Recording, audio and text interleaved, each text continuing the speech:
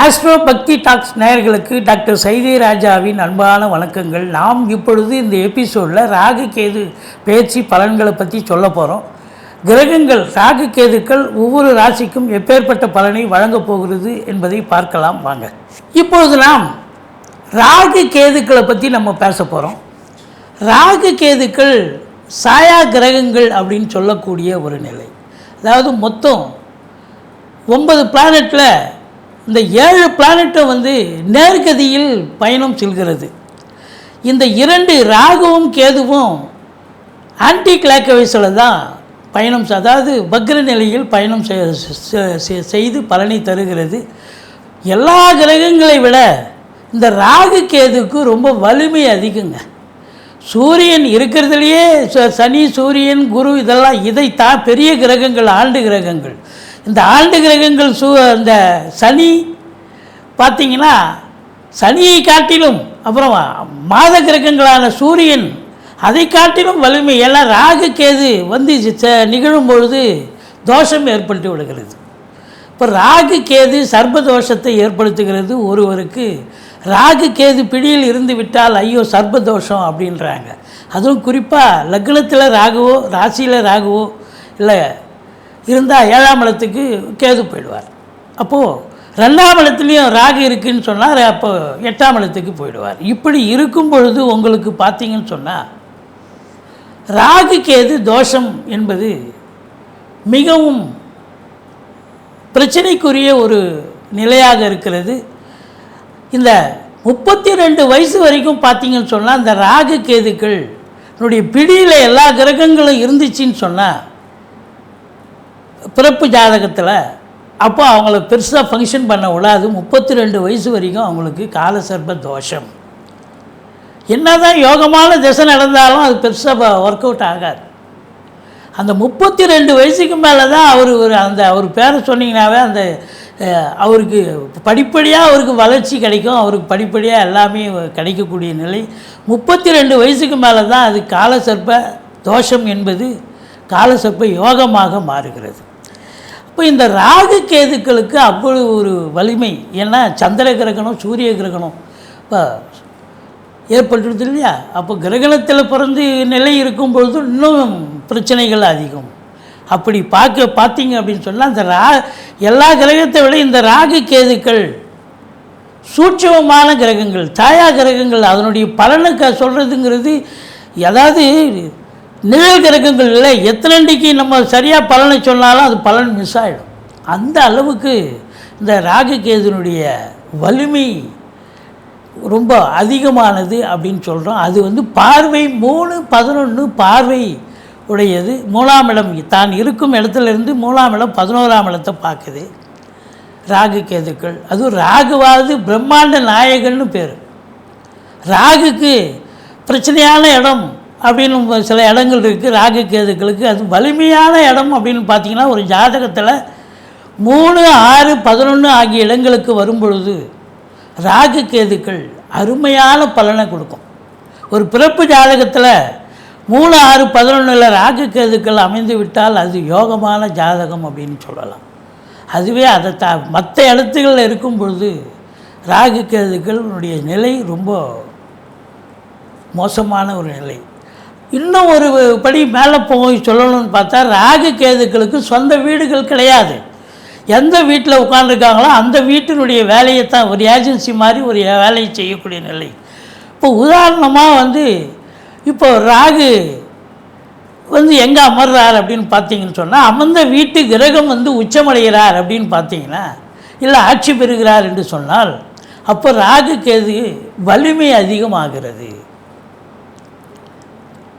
சாணபலம் கூடுகிறது, வலிமை அதிகமாகிறது. ஸோ ராகு கேதுக்களுக்கு கொஞ்சம் சூட்சமான சில எத்தனை விதிகளை நம்ம கையில் எடுத்து பலனை சொன்னாலும் அது கொஞ்சம் பிரேக் ஆகி போயிடும். அந்த அளவுக்கு இந்த ராகு கேதுக்கள் சாயா கிரகங்கள் ரொம்ப எச்சரிக்கையாக பலன் சொல்ல வேண்டியதாக இருக்குது.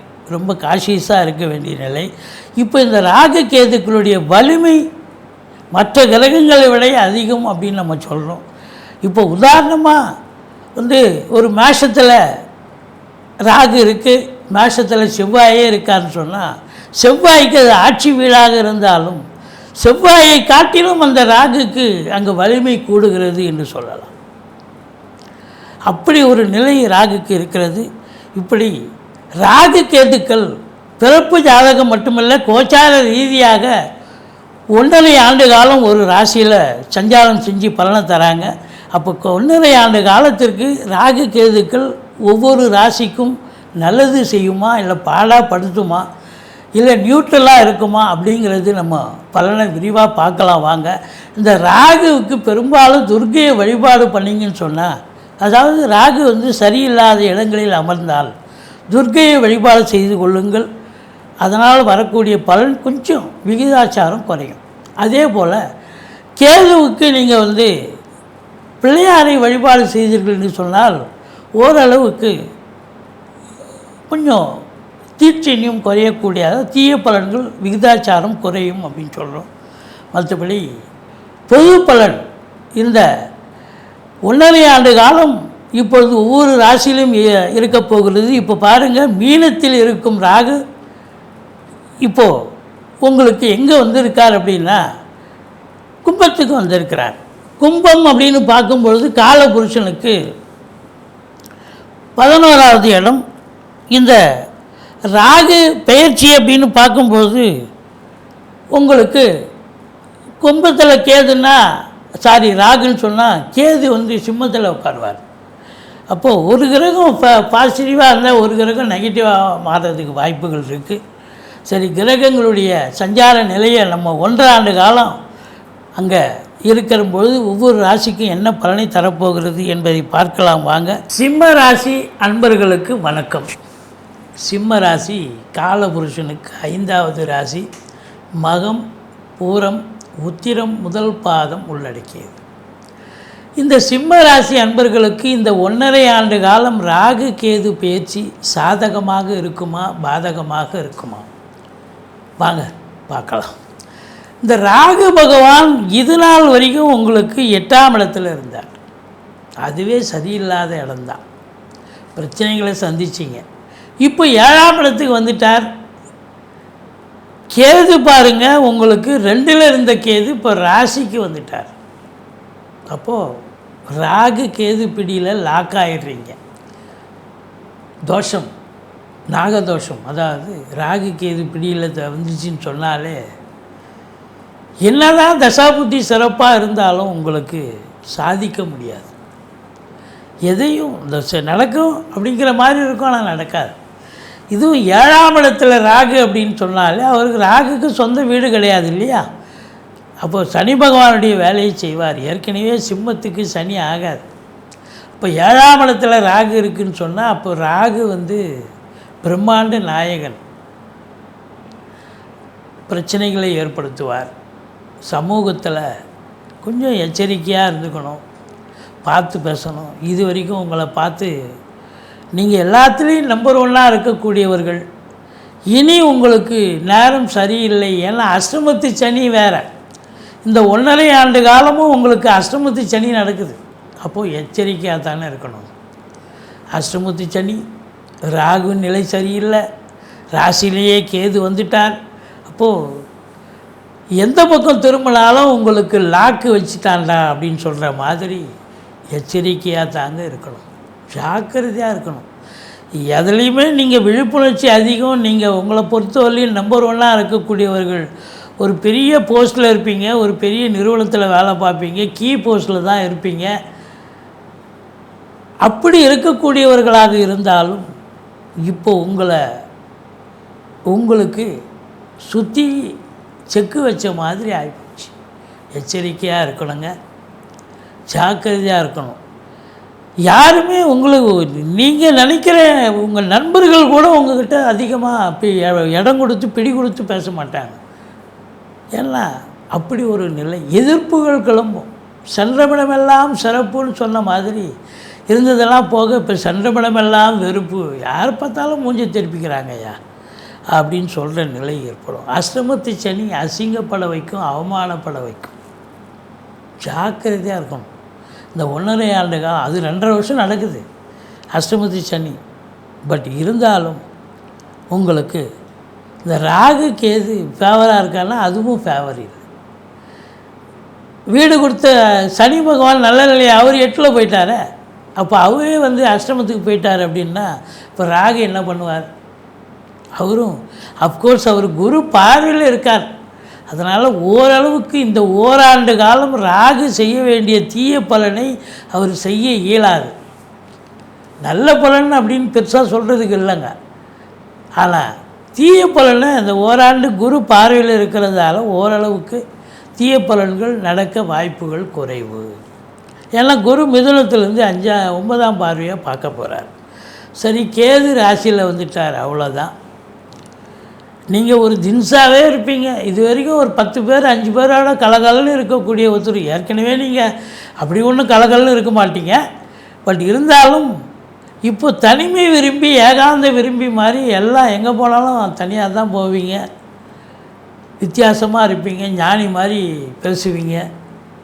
நீங்கள் பேசுகிறதே ஒரு குதர்க்கமாக இருக்கும் அப்படின்னு சொல்லணும். ஒரு 50 வயசுக்கு மேலே இருக்கிறவங்க ஆன்மீகத்தில் நாட்டம் அதிகமாகும் அப்படின்னு சொல்லலாம். ஏன்னா ராசியில் வந்து கேது வந்து உட்காந்துருக்காருன்னு சொன்னால் இருக்கிறத சுருக்குவார்.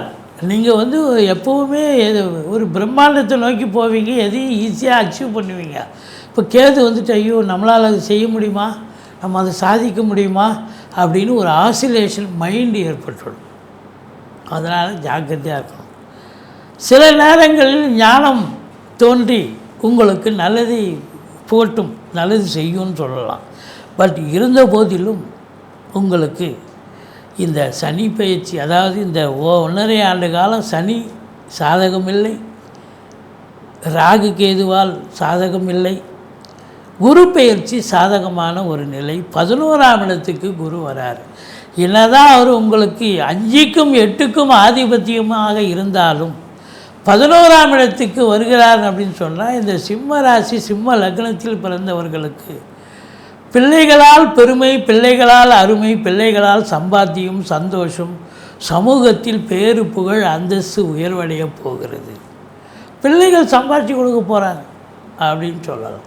அந்த அளவுக்கு எல்லாம் 5குடையவன் உங்களுக்கு நல்லா இருக்கார், சந்தோஷமாக இருக்க போகிறீங்க. பூர்வீக சொத்தின் மூலம் நல்ல லாபம் சம்பாத்தியம் கிடைக்கக்கூடிய ஒரு நிலை. திடீர் அதிர்ஷ்ட வாய்ப்புகள் தேடி வரும், வரா கடன்கள் வசூலாகும் அப்படின்னு சொல்லணும். இருந்த போதிலும் உங்களை பொறுத்தவரையும் குரு பார்வை கோடி நன்மை. குரு பொறுத்தவரையும் தைரிய வீரிய ஸ்தானத்தை பார்த்து உங்கள் தைரியத்தை அவர் தக்க வைப்பார் அப்படின்னு சொல்லலாம். உங்களை பொறுத்தவரையும் 11ஆம் இடம் என்பது ஒரு நல்ல அருமையான இடம். இப்போ 11ஆம் இடத்துக்கு குரு வருகிறார் என்று சொன்னால் பணம், புகழ், பதவி இதெல்லாம் சிறப்பாகவே அமையும், சிறப்பாகவே கிடைக்கும். ஆனால் இந்த ராகு கேது சனி பகவானால் உங்களுக்கு நிறைய இடர்பாடுகள், இன்னல்கள் வந்து உங்கள் முகத்தில் ஒரு தெளிவு, ஒரு மகிழ்ச்சியை பார்க்க முடியாது. பொருளாதாரத்தில் நீங்கள் அதிக சுபீட்சத்தை பார்த்தாலும், குடும்பத்தில் ஒரு நிம்மதி சந்தோஷத்தை பார்த்தாலும் கூட உங்களுக்கு இந்த சனி பகவான் பார்வை அப்படின்னு பார்க்கும் பொழுது உங்களுக்கு குடும்பஸ்தானத்தை பார்க்குறார். அப்போது பண வரவு மிதமிஞ்சி இருந்தாலும் 11ஆம் இடத்துல குரு இருந்தால் இப்போ ஏகப்பட்ட வருமானம் இருக்கும், சம்பாத்தியம் இருக்கும், பொருளாதார மேன்மை இருக்கும். இருந்தாலும் 2ஆம் இடத்தை இந்த காலங்கள், இந்த 1.5 ஆண்டு காலம் சனி பார்க்க போகிறார். அதனால் ரொம்ப விழிப்புணர்ச்சியாக இருங்க. கொடுக்கல் வாங்கல் செய்ய வேண்டாம், பார்த்து பேசணும், குடும்பத்தில் கொஞ்சம் எச்சரிக்கையாக இருக்கணும் அப்படின்னு சொல்லணும். அதே நேரத்தில் உங்களை பொறுத்தவரையிலையும் 9ஆம் இடத்தையும் சனி பார்க்குறார். அதனால் தந்தைக்கும் உங்களுக்கும் இடர்பாடுகள், இன்னல்கள் வரலாம், எச்சரிக்கை தேவை. மற்றபடி இந்த சிம்ம ராசியில் பிறந்த அன்பர்களுக்கு இந்த ராகு கேது பயிற்சி நிச்சயமாக ஒரு சாதகமாக என்று சொன்னால் இல்லை என்று தான் சொல்ல வேண்டும். இருந்த போதிலும் இந்த குரு பகவான் உங்களை காம்பன்சேட் பண்ணி, அது காம்பன்சேஷன், அதாவது அவர் ஓரளவுக்கு தக்க வைத்து உங்களுக்கு எல்லா நிலைகளிலும் உங்களுக்கு உயர்வடைய செய்யக்கூடிய நிலையை தருவார். நீங்கள் பிள்ளையாரை வழிபாடு செய்யுங்கள், விஷ்ணு துர்க்கையை போற்றுங்கள், சனீஸ்வர பகவானை, ஏன்னா அஷ்டமத்து சனி, சனீஸ்வர பகவானை வழிபாடு செய்து கொள்ளுங்கள். மற்றபடி இந்த ராகு கேது பயிற்சியால் இந்த சிம்ம ராசி அன்பர்களுக்கு எச்சரிக்கையான ஒரு காலகட்டமே இந்த 1.5 ஆண்டு காலம். நன்றி, வாழ்க வளமுடன். கன்னி ராசி அன்பர்களுக்கு வணக்கம். கன்னி ராசி காலபுருஷனுக்கு 7வது ராசி. உத்திரம் 2, 3, 4 பாதங்கள், அஸ்தம், சித்திரை 1, 2 பாதங்கள் உள்ளடக்கியது. புத பகவான் ஆட்சி பெறும் வீடு, உச்சம் பெறும் வீடு. இந்த கன்னி ராசி கன்னி லக்னத்தில் பிறந்த அன்பர்களுக்கு இந்த ராகு கேது பெயர்ச்சி சாதகமா அல்லது பாதகமா? இவ்வளோ நாளாக நாகதோஷம் அப்படின்ற ஒரு அமைப்பில், ஏன்னா கேது ராசியிலேயே இருந்தார், உங்களுக்கு ஏகப்பட்ட பிரச்சனைகளை சந்திச்சிங்க. 7ல் ராகு இருந்தார். இந்த ராகு கேதுவால் கடந்த 1.5 ஆண்டு காலம் நிச்சயமாக சுப பலனை பெற்றிருக்க முடியாது. அசுப பலனையே சந்தித்தீர்கள், பெற்றீர்கள் அப்படின்னு சொல்லணும். இந்த ராகு கேது பயிற்சி இந்த கன்னி ராசிக்கு நிச்சயமாக சாதகமான ஒரு சூழல் அப்படின்னே சொல்லலாம். பாருங்கள், கேது பகவான் உங்களுக்கு ராசியிலிருந்து விலகி 12ஆம் இடத்துக்கு போயிட்டார். ஏற்கனவே நீங்கள் கன்னி ராசி அன்பர்கள் ஒரு 10 பேரோட இருந்திருப்பீங்க. ஒரு கேன்டீன் போனோம், ஆஃபீஸ் கேன்டீன் போனால் கூட 4 ஃப்ரெண்டோடு தான் போவீங்க. ஆனால் கடந்த 1.5 ஆண்டு காலமாக தனிமை விரும்பி, ஏகாந்த விரும்பின்னு தனியாகவே போனீங்க. ஆனால் இப்போது பழைய லெவலுக்கு நீங்கள் வந்துட்டீங்க. ஒன்றும் பயப்பட வேண்டாம். உங்களை சுற்றி எப்பவும் ஒரு அட்மாஸ்பியர், ஒரு கூட்டம் இருந்துக்கிட்டு இருக்கும். நீங்கள் மற்றவர்களால் கவரப்படக்கூடியவர்கள் அல்லவா, காந்த சக்தி உள்ளவர்கள். அதனால் உங்களை பொறுத்தவரையிலையும் கேது விலகிவிட்டார்.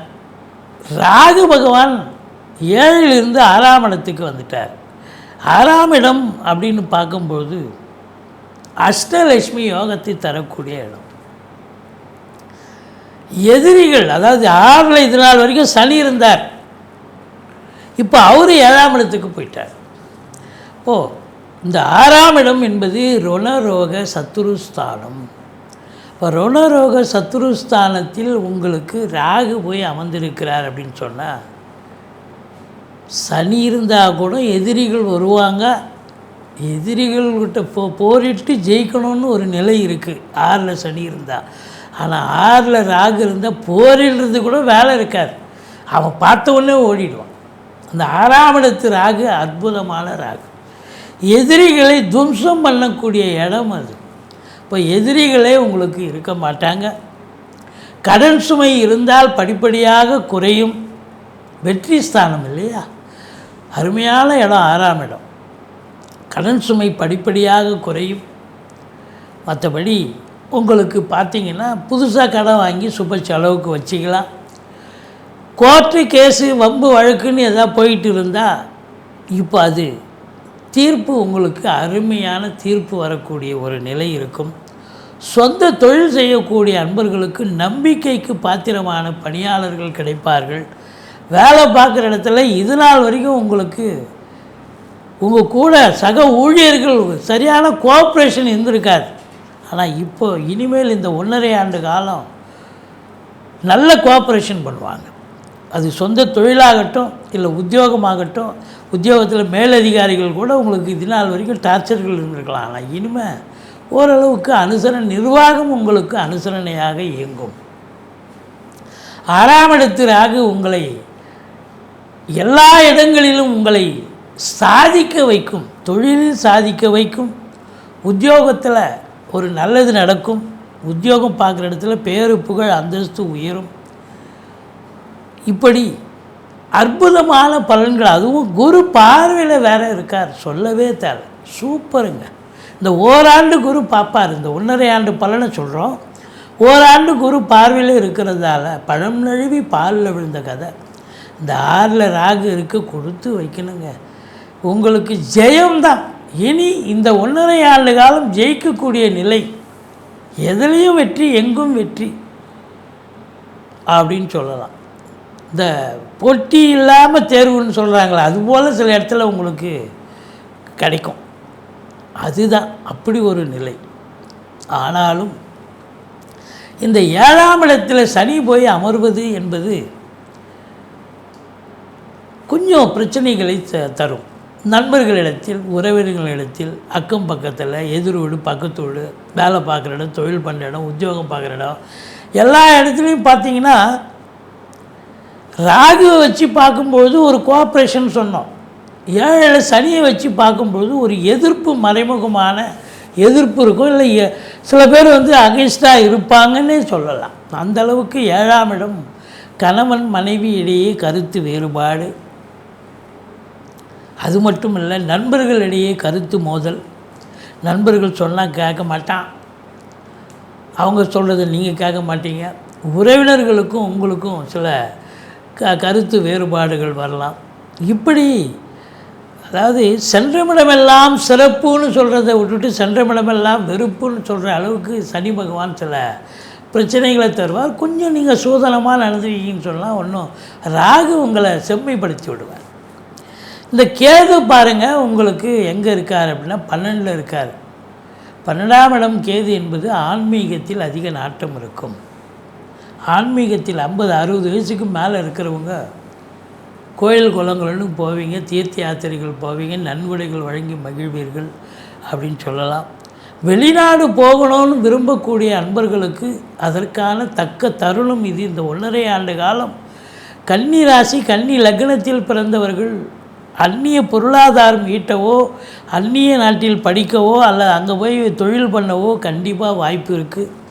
சாதிக்கக்கூடிய நேரம் இது அப்படின்னு சொல்லணும்.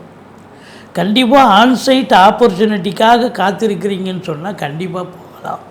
போகக்கூடிய தருணம் வந்தாச்சு, நீங்கள் ரெடியாக இருங்கன்னு சொல்லலாம். மற்றபடி உங்களுக்கு இந்த கன்னி லக்னம், கன்னி ராசியில் பிறந்த அன்பர்களுக்கு 7ஆம் இடத்து அதிபதி என்று சொல்லக்கூடிய குரு பகவான் 10ஆம் இடத்துக்கு வருகிறார். இந்த ஓராண்டு அவருடைய நிலையை நம்ம பார்க்கலாம் இல்லையா? இந்த 1.5 ஆண்டு பலனை அவர் ஓராண்டு அவர் தரப்போகிறார். அப்போ அவரை பொறுத்தவரையிலையும் குடும்பஸ்தானத்தை பார்க்குறார். சிறப்பு, குடும்ப மேன்மை, பொருளாதார மேன்மை, குடும்பத்தில் சுப நிகழ்ச்சிகள் நடத்துறது, வெளியார் சுப நிகழ்ச்சிகளுக்கு சென்று விட்டு வருதல், உங்கள் சொல்லுக்கும் செயலுக்கும் மதிப்பு மரியாதை கண்டிப்பாக கிடைக்கக்கூடிய தருணம். பொருளாதார விருத்தி, குடும்ப மேன்மை அப்படின்னு கண்டிப்பாக சொல்லக்கூடிய நிலை. 4ஆம் இடத்தையும் குரு பார்க்குறதால உங்களை பொறுத்தவரையிலையும் பார்த்திங்கன்னா வீடு வாங்க, மனம் வாங்க, தோட்டம் துறவு வாங்க, வீடு கட்ட, பிளாட் வாங்க, ஏதாவது ஒரு நிகழ்வு கண்டிப்பாக நடக்க போகுது. இந்த 1.5 ஆண்டு, இந்த ஓராண்டு காலத்துக்கு குரு இருக்கிற வரைக்கும் கண்டிப்பாக செய்வார். இந்த ராகு கேது பயிற்சி முடிகிறதுக்குள்ள. அப்போது பிள்ளைகளை வெளிநாட்டுக்கு அனுப்பி படிக்க வைக்கிறதோ, இல்லை உள்நாட்டில் உயர்கல்விக்கு இப்போ அவங்க என்ன கோர்ஸில் கேட்குறாங்களோ அதை சேர்ந்து படிக்க வைக்கக்கூடிய நிலை கண்டிப்பாக இருக்குமா என்று சொன்னால் இருக்கும். இந்த சனி பகவான் பார்த்திங்கன்னா 7 இருந்து ராசியை பார்க்குறார். அப்போது ஒரு டென்ஷன், பரபரப்பு, மந்திச்சு விட்ட மாதிரி இருப்பீங்க. ஏன்னு சொன்னால் ராசியை சனி பார்த்ததுன்னு சொன்னால் எதை செய்யணும், எதை செய்யக்கூடாது அப்படிங்கிற ஒரு பிடிமானத்தை உங்களால் எடுக்க முடியாது. அப்படி ஒரு நிலையில் நீங்கள் கொஞ்சம் கன்ஃபியூஸ்டு நிலை கூட வரக்கூடிய நிலை. ஒரு சிலருக்கு தேக ஆரோக்கிய குறைவு ஏற்படலாம். மற்றபடி உங்களுக்கு இந்த ராகு கேது பயிற்சி சூப்பரான ஒரு பெரிய யோகத்தை தரக்கூடிய, ஒரு அஷ்டலட்சுமி யோகத்தை தரக்கூடிய காலம். சனி பகவானால் சில பிரச்சனைகளும் வரும். இந்த 1.5 ஆண்டு காலம் குரு நன்மையே செய்ய போகிறார். மொத்தத்தில் நீங்கள் பிள்ளையாரை வழிபாடு செய்து கொள்ளுங்கள். வாழ்க்கை வளமோடும் நலமோடும் அமையப்போகிறது. நன்றி. வாழ்க வளம்.